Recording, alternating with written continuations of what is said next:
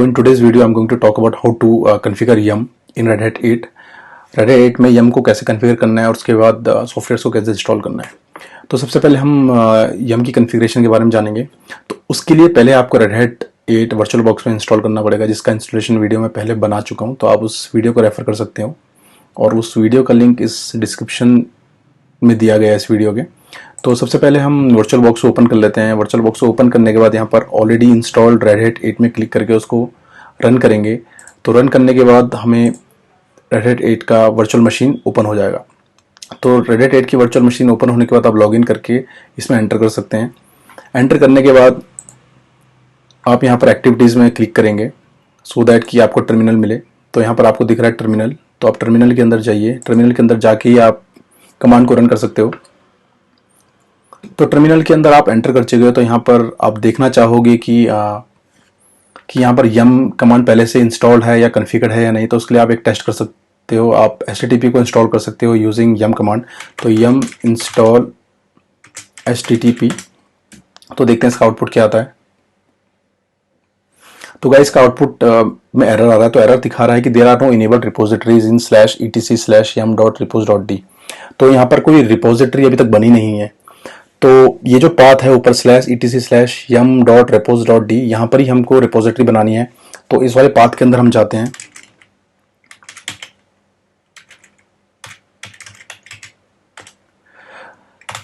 तो यहाँ पर देखते हैं कि यहाँ पर कोई रिपोजिटरी नहीं बनी है इसकी। तो हमको यहाँ पर एक रिपोजिटरी बनानी पड़ेगी। तो उसके लिए हमको एक फाइल बनानी पड़ेगी विद .repo एक्सटेंशन।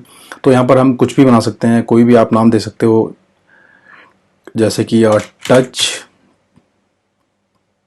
yum.repo। तो यहाँ पर हमने रेपो फाइल बना दिया है। तो ये यहाँ पर फाइल बन चुकी है। तो इस फाइल के अंदर हमको रेपोजिटरी के लिंक देने पड़ेंगे जहाँ से हमको पैकेज को इंस्टॉल करना है और जहाँ से हमको पैकेज को डाउनलोड करके इंस्टॉल करना है। तो गाइज जैसे आपको पता ही है कि मतलब रेड हैट की जो इमेज होती है, रेड हैट की इमेज के अंदर ही सारे के सारे पैकेजेस होते हैं जिनको हम डाउनलोड करते हैं अपने वर्चुअल मशीन में, उसके बाद उसको इंस्टॉल करते हैं। तो सबसे पहले हमको रेड हैट की जो ISO जो इमेज है, सबसे पहले हमें उस ISO इमेज को वर्चुअल बॉक्स में माउंट करना पड़ेगा सो दैट कि हम उस रेड हैट इमेज को एक्सेस कर पाए और वहाँ से सॉफ्टवेयर और पैकेजेस को डाउनलोड करके इंस्टॉल कर पाए। तो सबसे पहले आपको रेड हैट का जो इमेज है उसको आपको माउंट करना पड़ेगा। तो माउंट करने के लिए आपको आपके टॉप में दिया गया डिवाइसेस में आगे ऑप्टिकल ड्राइव्स के अंदर आप यहाँ पर क्लिक करोगे। तो यहाँ पर मैं इसको पहले से ही माउंट कर चुका हूँ, तो ये ऑलरेडी माउंट हो चुका है। तो आपको करने की जरूरत नहीं है, बट आपके केस में आपको यहाँ पर क्लिक करना पड़ेगा। तो उसको माउंट करने के बाद फिर आप दोबारा से एक्टिविटीज़ के अंदर जाएंगे। एक्टिविटीज़ में आपको देखेंगे कि यहाँ पर आप फाइल्स में जाएंगे। तो फाइल्स में क्लिक करने के बाद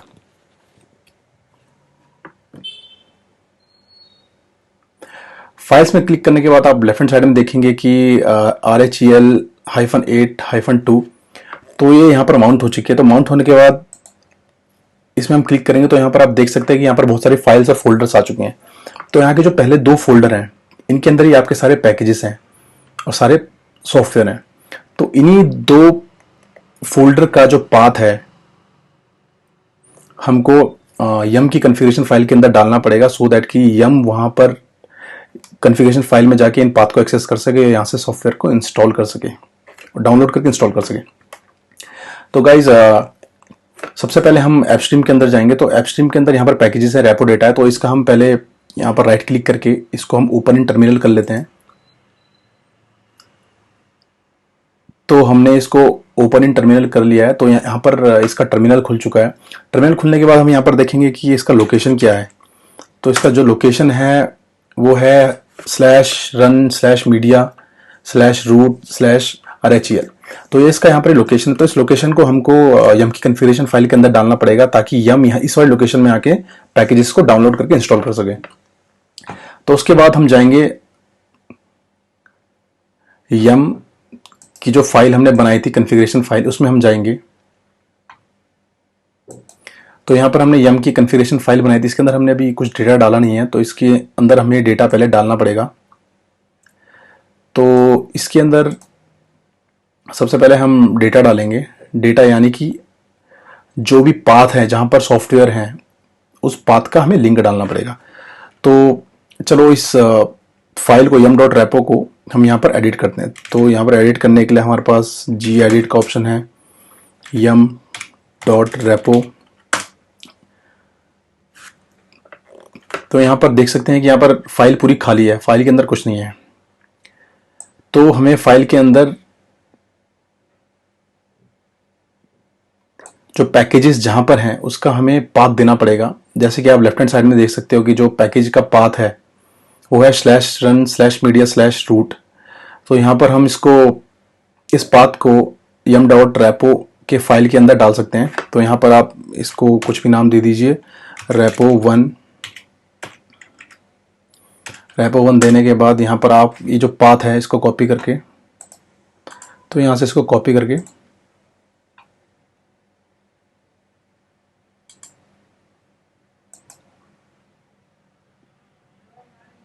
यहाँ पर आपको पेस्ट करना है।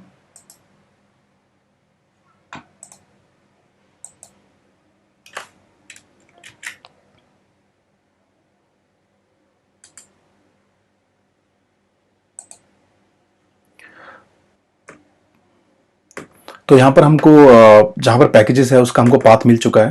तो यम कमांड जो है इसी वाले पाथ में जाके यहाँ से पैकेजेस को डाउनलोड कर सकेगी, उसके बाद इंस्टॉल कर पाएगी।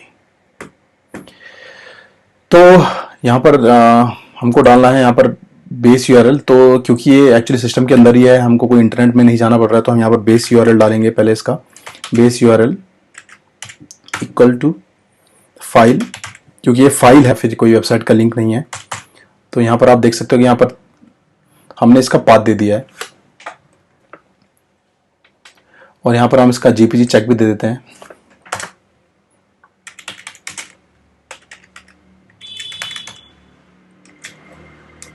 जीरो। तो जीपी चेक बेसिकली ऑथेंटिकेशन के लिए चेक होता है। इससे जीपीजी चेक 1 डाल के पता चलता है कि जो हम पैकेज डाउनलोड कर रहे हैं वो ऑथेंटिक हैं कि नहीं है, या कोई मतलब टेम्पर तो नहीं किए गए हैं। वैसे तो ये एक्चुअली रेड हैट की ओरिजिनल इमेज है, तो ऑब्वियस बात है इससे हमको ओरिजिनल पैकेजेस ही मिलेंगे, तो उसमें कोई जीपी चेक आपको 1 करने की जरूरत नहीं है। तो जीपी चेक 0 काफ़ी है, तो इसको आपको और कुछ ज़्यादा करना नहीं है। तो यहाँ पर आप repo1, यहाँ पर आपने repo1 यहाँ पर आपने नाम दिया, और यहाँ पर आपने उसका बेस यूआरएल डाल चुके हो। इसके बाद मैंने जैसे बताया था, दोबारा से आपको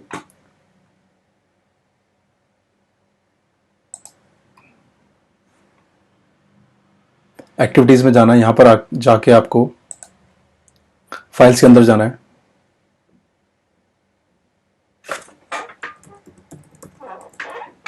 फाइल्स में जाके आपको दोबारा से रेड हैट की जो यहाँ पर आईएसओ जो आपने माउंट किया है उसके अंदर आपको जाना है। तो अब आपको बेस ओएस वाले फोल्डर के अंदर जाना है।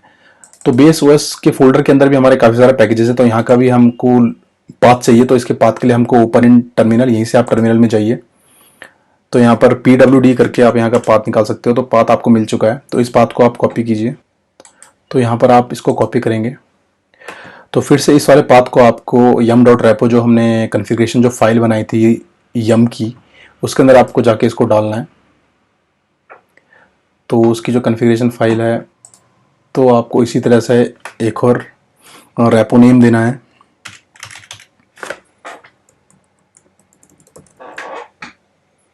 repo2, आप कोई भी नाम यहाँ पर दे सकते हो, उसमें कोई प्रॉब्लम की बात नहीं है। फिर से आपको बेस यूआरएल प्रोवाइड करना है,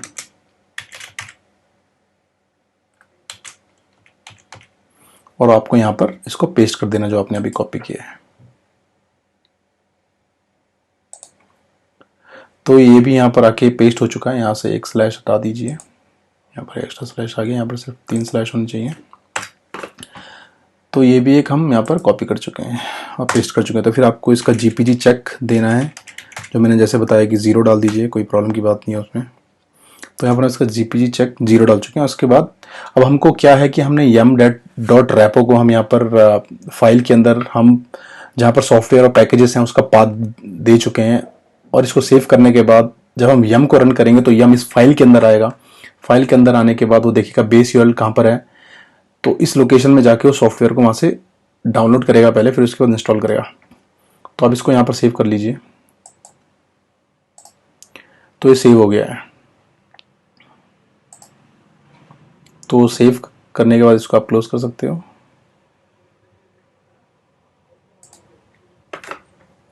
तो अभी हमको अब ये देखना है कि हमारी रेपो क्रिएट हुई है कि नहीं। तो उसके लिए एक कमांड होती है यम रेपो लिस्ट।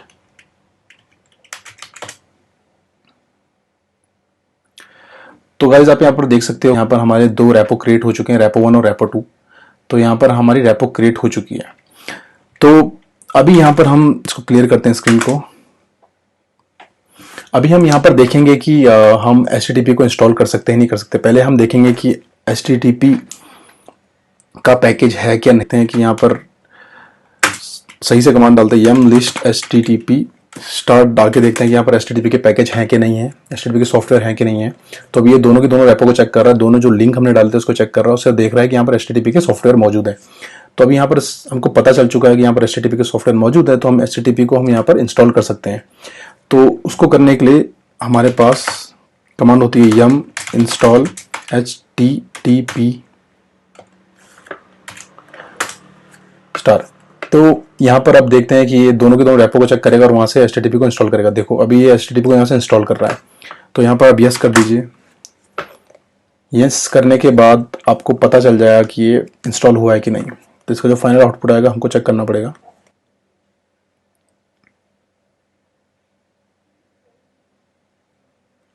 तो इसको थोड़ा इंस्टॉल होने में टाइम लग रहा है, तो थोड़ा सा वेट करना पड़ेगा। तो गाइज हम यम का यूज़ इसलिए करते हैं आरपीएम से ज़्यादा, कि आरपीएम के केस में क्या होता है कि डिपेंडेंसीज होती हैं वो इंस्टॉल नहीं हो पाती है। अगर आप कोई सॉफ्टवेयर इंस्टॉल करना चाहते हो तो उसके साथ साथ बहुत सारे जो डिपेंडेंट सॉफ्टवेयर्स होते हैं वो आरपीएम कमांड इंस्टॉल नहीं कर पाती है। तो इसीलिए हम यम का यूज़ करते हैं, इसलिए यम काफ़ी ज़्यादा पॉपुलर है। यम की मदद से यम को यूज़ करके हम उसकी डिपेंडेंसीज, किसी सॉफ्टवेयर को इंस्टॉल करने के लिए उसकी डिपेंडेंसीज को भी हम एक साथ इंस्टॉल कर सकते हैं, जिससे कि वो सॉफ्टवेयर सक्सेसफुली इंस्टॉल हो जाता है। लेकिन आरपीएम के केस में सॉफ्टवेयर जिसकी डिपेंडेंसीज होती हैं वो सक्सेसफुली इंस्टॉल नहीं हो पाता है, इसलिए हम आरपीएम को ज़्यादातर यूज़ नहीं करते हैं। हमको मोस्ट ऑफ द टाइम यम को यूज़ करना पड़ता है ये चीज़ करने के लिए, और यम बहुत ही ज़्यादा फास्ट भी होता है। तो यहाँ पर हम देख चुके हैं कि आई थिंक यहाँ पर HTTP जो सॉफ्टवेयर है वो इंस्टॉल हो चुका है। तो गाइस हमने देखा कि यहाँ पर HTTP को हमने इंस्टॉल कर दिया। तो उसको चेक करने के लिए कि HTTP का सॉफ्टवेयर इंस्टॉल हुआ है कि नहीं हुआ है, उसको हम कैसे देखेंगे। यम लिस्ट HTTP के सारे सॉफ्टवेयर्स। तो यहाँ पर हम देखते हैं, हाँ यहाँ पर दिखा रहा है कि इंस्टॉल पैकेजेस। सो ये पैकेज यहाँ पर इंस्टॉल हो चुके हैं। नहीं, बिल्कुल नहीं। तो ये था गाइस, हमने यम की हेल्प से हमने यहाँ पर HTTP का जो सॉफ्टवेयर था उसको इंस्टॉल किया है। तो हम यम की मदद से HTTP के जो सॉफ्टवेयर है उसको अनइंस्टॉल भी कर सकते हैं। तो अनइंस्टॉल करने के लिए यहाँ पर कमांड हम यूज़ करते हैं यम रिमूव। यहाँ पर HTTP सॉफ्टवेयर का नाम हम दे देंगे, तो यहाँ पर ये HTTP सॉफ्टवेयर को रिमूव कर देगा। तो यहाँ पर आपसे पूछ रहा है कि are you agree with removing the software, तो आप यहाँ पर यस दे सकते हो। तो यहाँ पर आपको दिख रहा है कि यहाँ पर इरेज कर रहा है सारा का सारा सॉफ्टवेयर जो है। तो यहाँ पर दिखा रहा है कंप्लीट। तो हम एक बार चेक कर लेंगे कि ये सॉफ्टवेयर एग्जिस्ट करता है कि नहीं करता है अभी, वेदर इट्स इंस्टॉल्ड और नॉट। तो हम दोबारा से इसको क्लियर कर लेते हैं। यहाँ पर हम यम लिस्ट कमांड डाल के HTTP को चेक करेंगे। तो यहाँ पर दिखा रहा है पैकेज अवेलेबल है लेकिन इंस्टॉल नहीं है, यानी कि पैकेज तो ऑलरेडी है, यम को पता चल रहा है पैकेज है, बट ये इंस्टॉल नहीं है। यहाँ पर आपको जैसे दिख रहा है कि यम का जो पैकेज है वो अवेलेबल है, यानी कि सॉफ्टवेयर अवेलेबल है, बट वो इंस्टॉल नहीं है। तो आप इसको इंस्टॉल करने के लिए आप क्या कर सकते हो, इंस्टॉल करने के लिए आप इसको यम इंस्टॉल HTTP दोबारा से इंस्टॉल कर सकते हो।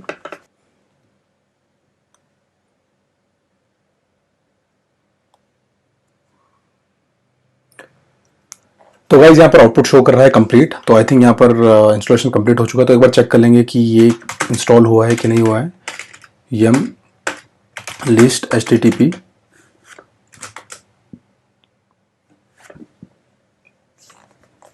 तो यहाँ पर आउटपुट आ रहा है। तो आउटपुट हम देख सकते हैं कि यहाँ पर लिखा है इंस्टॉल पैकेजेस, यानी कि HTTP यहाँ पर हम इंस्टॉल कर चुके हैं। तो अगर यहाँ पर HTTP इंस्टॉल हो चुका है तो आप HTTP की जो सर्विसेज होती हैं, जो HTTP जिस काम आता है उस सर्विसेज को आप यहाँ पर यूज़ कर सकते हो HTTP को एग्जीक्यूट करने के बाद। तो यहाँ पर ऑलरेडी इंस्टॉल हो चुका है जैसे कि यहाँ पर दिखा रहा है। तो ऐसे हम यम कमांड का यूज़ करते हैं। तो यम को कैसे कन्फिगर करते हैं वो आपको बता चुका हूँ। और साथ ही साथ एक और कमांड होती है, एक्चुअली यम की जगह आप एक और कमांड यहाँ पर यूज़ कर सकते हो सिमिलर टू यम।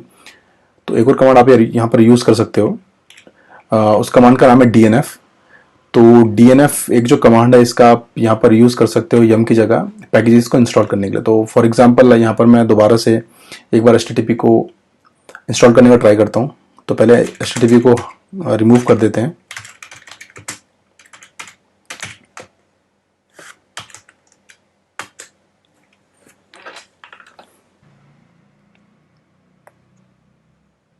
तो यहाँ पर HTTP रिमूव हो चुका है यम कमांड के थ्रू। तो यम कमांड को हमको यूज़ करके हमने HTTP को अनइंस्टॉल कर दिया, यानी कि रिमूव कर दिया है। तो अभी हम DNF कमांड का यूज़ करके, मैंने बताया कि एक और कमांड होती है DNF, तो DNF का हम यूज़ करके सेम पैकेजेस को, सॉफ्टवेयर्स को जैसे हम यम से इंस्टॉल करते हैं वैसे हम इसको पैकेजेस को इंस्टॉल कर सकते हैं DNF कमांड का यूज़ करके। तो यहाँ पर DNF इंस्टॉल HTTP स्टार, तो हमने यहाँ पर DNF कमांड का यूज़ किया और ये काम कर रहा है। तो यानी कि DNF कमांड भी एक कमांड है जिसके थ्रू हम पैकेजेस को इंस्टॉल कर सकते हैं। तो बिल्कुल यम जैसा ही काम करता है ये DNF जो कमांड है।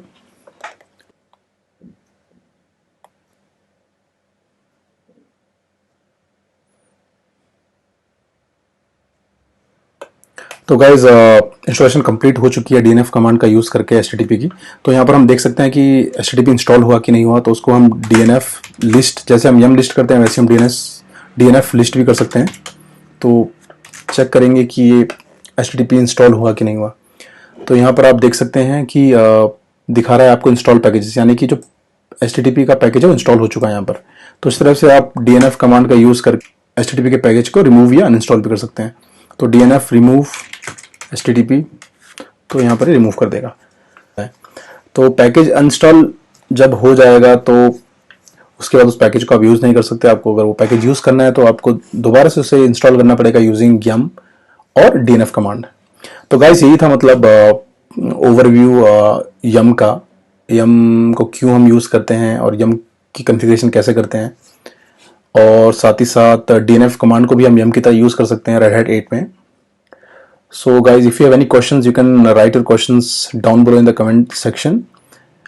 Hope you like this video. Thank you so much for watching this video.